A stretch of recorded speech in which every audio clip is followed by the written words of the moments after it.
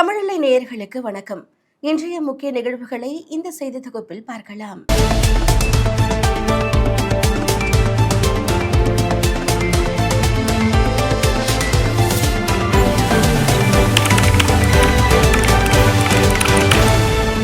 உணவகங்கள், டீ கடைகளுக்கு மின்சார மானியமாக ஒரு யூனிட்டிற்கு 2 ரூபாய் வழங்கப்படும் என தமிழக அரசு அறிவித்துள்ளது.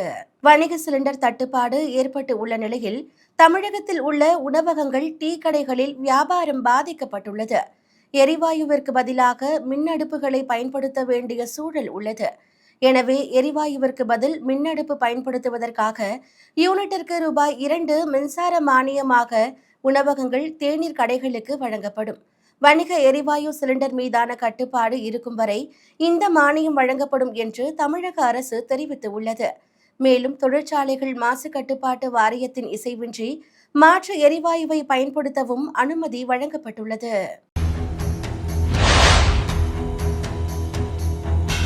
தமிழகத்தில் அதிகரித்து வரும் குற்றங்களை கண்டு கொள்ளாமல் முதல்வர் ரீல்ஸ் பதிவிட்டுக் கொண்டிருக்கிறார் என்று அண்ணாமலை முதல்வருக்கு அடுக்கடுக்கான கேள்விகளை எழுப்பியுள்ளார். திமுக ஆட்சிக்கு வந்த கடந்த 5 ஆண்டுகளில் 8008 கொலைகள், 2080 பாலியல் குற்றங்கள், குழந்தைகளுக்கு எதிரான குற்றங்களில் 39,999 போக்சோ வழக்குகள் பதிவாகி இருக்கின்றன. 2023 தரவுகள் மத்திய அரசுக்கு அவங்க கொடுக்கல, 2024 தரவுகள் மத்திய அரசு கொடுக்கல, 2025 தரவுகள் மத்திய அரசுக்கு அவங்க கொடுக்கல. அதனாலதான் என்சிஆர்பி பப்ளிஷ் பண்ணல. அதனால இவங்களா உட்கார்ந்துகிட்டு பப்ளிஷ் ஆகாத ஒரு தரவு நாம ஃபேக்ட் செக் பண்ண முடியாது.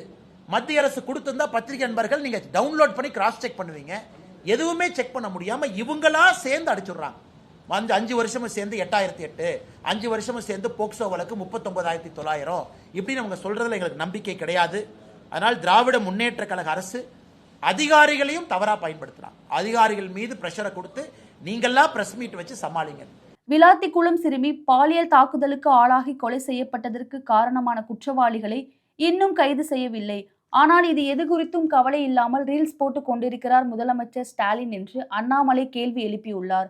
இது எந்த அளவுக்கு பெரிய ஒரு பாதிப்பு நம்ம எல்லோருக்கும் மனதில் ஏற்படுத்தி இருக்குன்னா, நம்மை பாதுகாக்கக்கூடிய அரசு, ஒரு காவல்துறை ஒரு கம்ப்ளைண்ட் போகும் பொழுது எடுத்திருந்தா, அப்பவே போலீஸ்காரங்க வெளியே வந்து செக் பண்ணியிருந்தா ஒருவேளை இது தடுக்கப்பட்டிருக்குமோ. அதனால 10ஆம் தேதி சாயங்காலம் காணாம போன அந்த மாணவி 11ஆம் தேதி மத்தியானத்திற்கு மேல ஏற்கனவே தேடி இடத்துல சடலம் கிடக்குதுன்னா யாரோ வந்து போட்டுட்டு போயிருக்கிறாங்க அப்படின்னு தான் மேற்கட்டமா நமக்கு தெரியுது. அதனால இது காவல்துறையினுடைய தோல்வி என்று சொல்வதை விட காவல்துறையை நிர்வகிக்கக்கூடிய நம்முடைய முதலமைச்சர் ஐயா ஸ்டாலின் அவர்களுடைய முழு தோல்வி. என்ன கமாண்ட் அண்ட் கண்ட்ரோல்ல வச்சிருக்கிறாங்க. இன்னைக்கு வந்து ஹோம் செக்ரட்டரி அவங்க பத்திரிகையாளர் சந்திப்பில் ஒருத்தரை சஸ்பெண்ட் பண்ணிட்டு அதனால பிரச்சனை முடிஞ்சிருச்சு அப்படிங்கிற மாதிரி போறாங்க. இன்னும் குற்றவாளியை கைது செய்யப்படவில்லை. தமிழகம் முழுவதும் அரசு பள்ளிகள் கட்டிடங்கள் இல்லாமல், குடிநீர் வசதி இல்லாமல், கழிவறை வசதி இல்லாமல் இருக்கின்றன. பள்ளி விழுந்த உணவு உண்டு 43 பள்ளி குழந்தைகள் மருத்துவமனையில் அனுமதிக்கப்பட்டார்கள். குழந்தைகளுக்கு தரமற்ற காலை உணவும் அழுகிய முட்டையுடன் மதிய உணவும் கொடுத்து கொண்டிருக்கிறது திமுக அரசு. உங்கள் விளம்பர நாடக அறிவுரை இல்லாமலே அவர்கள் படிப்பார்கள் என்று தெரிவித்துள்ளார். நீங்க அரசு பள்ளியில கஞ்சா புழக்கத்தை நிறுத்தினீங்கனாவே குழந்தைங்க நல்லா படிப்பாங்க. அரசு பள்ளிக்கூடத்தை தரமா கொடுத்தீங்கனாவே குழந்தைங்க நல்லா படிப்பாங்க. ஒரு பக்கம் குழந்தைகளுக்கு ரீல் கல்ச்சர் போகக்கூடாது. கர்நாடக அரசு 16 வயது வரை சோசியல் மீடியாவை பேன் பண்ணிட்டாங்க. கர்நாடகாவில் இருக்கக்கூடிய காங்கிரஸ் அரசு 16 வயது குழந்தைகளுக்கு சோசியல் மீடியா பேன் பண்றாங்க. நான் வரவேற்கிறேங்கண்ணா. அது வேறு அரசாக இருந்தாலும் கூட நான் வரவேற்கிறேங்கண்ணா. ஆந்திரால 13 வயதுக்கு கீழே சோசியல் மீடியாவை பேன் பண்றதை பத்தி ஆந்திரா அரசு யோசிக்குது. ஆனா முதலமைச்சர் அவங்க படிக்க வேண்டிய சின்ன குழந்தைங்களை கூப்பிட்டு அவங்க ரீல் போட்டுட்டு தப்பு இல்லை. அந்த குழந்தைங்களை தம்பி நீ ரீல் போடாதப்பான்னு போன் பண்ணி படிப்பான்னு சொல்லணும்ல. அந்த குழந்தைய ரீல் போடுறதுக்காக கூப்பிட்டு ரீல் போட வச்சுட்டு போகும்போது ஒப்புக்கு சப்பானியா நீ போடாதப்பான என்ன அர்த்தம்? அதனால் முதலமைச்சருடைய கவனம் எங்க இருக்குன்னு நமக்கு தெரியுது. மேலும் தேசிய ஜனநாயக கூட்டணியில் மாற்றம் வர வாய்ப்பு உள்ளதாக தெரிவித்த அவர் விஜய் குறித்த தனது கருத்தில் உறுதியாக இருப்பதாக தெரிவித்தார். இப்ப டிவிக்கே நடத்தக்கூடிய ஒரு கூட்டத்திற்கும் வீடியோ கான்பரன்ஸுக்கும் எப்படி நான் பதில் சொல்ல முடியுங்கன்னா, என்னை பொறுத்தவரை விஜய் அவர்களை பற்றி இதுவரை நான் பேசியிருக்கக்கூடிய கருத்திலிருந்து எந்த மாற்றமும் நான் மாத்திக்கல. நான் அப்படியே தாங்க நான் இருக்கேன். ஆனால் இன்னைக்கு ஒரு கூட்டணி வரணும், நடக்கணும் அப்படின்னு பத்திரிகை நண்பர்கள் நீங்க பேசுறீங்க. ஒரு பக்கம் டிவிக்கே எங்களுக்கு வேண்டாம் அப்படிங்கிறாங்க, இன்னொரு பக்கம் மாற்று கட்சி நண்பர்களும் எங்க கூட்டணி பலமா இருக்கு நம்ம போறோம் அப்படின்னு. இன்னைக்கு புதிதாக எந்த ஒரு இன்ஃபர்மேஷன் இல்லைங்கன்னா புதிதாக சொல்வதற்கு அந்த கட்சிகிட்ட தான் நீங்க கேட்கணும். நீங்க மீட்டிங் நடத்துனீங்க, மீட்டிங்ல எதுக்காக கருத்து கேட்டீங்க, நீங்க கேட்ட கருத்து உண்மையா அப்படிங்கறக்கு அவங்க பதில் சொல்லணும். எங்களுடைய நிலைப்பாடு மாறாதப்ப நான் எப்படி பதில் சொல்ல முடியுங்கண்ணா? திமுக கூட்டணியில் தங்களுக்கு இரட்டை இலக்க தொகுதிகள் ஒதுக்க வேண்டும் என்று மார்க்சிஸ்ட் கம்யூனிஸ்ட் கட்சி உறுதியாக நிற்கிறது. திமுக கூட்டணியில் காங்கிரசிற்கு 28 தொகுதிகள் கொடுக்கப்பட்டு இருக்கின்றன. தேமுதிகவிற்கும் கூடுதல் தொகுதிகள் தர இருப்பதாக தெரிகிறது. கம்யூனிஸ்ட் கட்சிகள் கடந்த முறை தலா 6 தொகுதிகளில் போட்டியிட்ட நிலையில் இந்த முறை தொகுதிகள் குறைக்கப்படலாம் என கூறப்படுகிறது.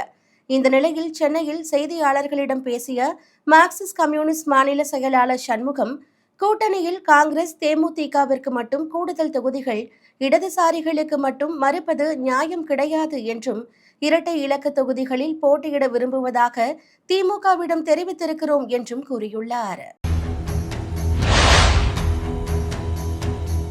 இன்ஸ்டாகிராம் சமூக வலைதள பிரபலங்களான சகோதரர்கள் தேவா ஜீவாவை தன் அலுவலகத்தில் சந்தித்து அவர்களுக்கு வாழ்த்து தெரிவித்துள்ளார் முதல்வர் ஸ்டாலின். நான் உங்க தேவா, நம்மோடு சிஎம் சார் இணைந்துள்ளார். அவர் சொல்லும் அட்வைஸை எல்லோரும் கேட்பீங்க, அதனால சிஎம் சார் நமக்கு அட்வைஸ் கொடுக்கிறார் என முதல்வர் ஸ்டாலின் உடனான தங்களது சந்திப்பு காணொளியை அவர்களது பாணியில் பேசி பதிவிட்டுள்ளனர். உங்களின் ரீல்ஸ் வீடியோ உருவாக்கம் நன்றாக உள்ளது, அதற்காக எனது வாழ்த்துக்கள். படிப்பில் கவனம் செலுத்தவும், நீங்கள் சொன்னது போல் உங்கள் கனவு பணியான ஆட்சியர் காவல் அதிகாரியாக வாழ்த்துகிறேன். உங்கள் கனவு நிறைவேற வேண்டும் என முதல்வர் ஸ்டாலின் அக்காணொலியில் தெரிவித்தார். இப்போ வந்து நம்ம கூட யார் இருக்கானா, சிஎம் சார் நம்ம கூட இருக்காரு. சிஎம் சார் சொன்னா நிறைய பேர் கேட்பீங்க, அதனால சிஎம் சார் சொல்லுங்க சார். உங்களுக்கு தெரிஞ்ச ஏதாவது அட்வைஸ் சொல்லுங்க சார். மோட்டிவேஷன் அட்வைஸ் சொல்லுமா? அதிமுக கூட்டணியில் வரும் 16ஆம் தேதி முதல் தொகுதி பங்கீடு பேச்சுவார்த்தை நடைபெறும் என்று தெரிய வந்துள்ளது. அதிமுக கூட்டணியில் பாஜக, பாமக, அமமுக உள்ளிட்ட கட்சிகள் இடம்பெற்று இருக்கின்றன. இந்த நிலையில் 16ஆம் தேதி முதல் கூட்டணி கட்சி தலைவர்களுடன் எடப்பாடி பழனிசாமி தொகுதி பங்கீடு பேச்சுவார்த்தையில் ஈடுபட இருக்கிறார். மார்ச் மாத இறுதிக்குள் எத்தனை இடங்கள், எந்தெந்த தொகுதிகள் ஆகியவற்றை முடிவு செய்துவிட அதிமுக திட்டமிட்டு இருக்கிறது. தனித்து ஆட்சி அமைக்கும் வகையில் 170 தொகுதிகளில் அதிமுக போட்டியிட இருப்பதாகவும், கூட்டணி கட்சிகளுக்கு 64 தொகுதிகள் ஒதுக்கப்படும் என்றும் கூறப்படுகிறது. என்டிஏ கூட்டணிக்கு விஜய் வந்தால் அனைத்து கணக்குகளும் மாற வாய்ப்பு உள்ளது.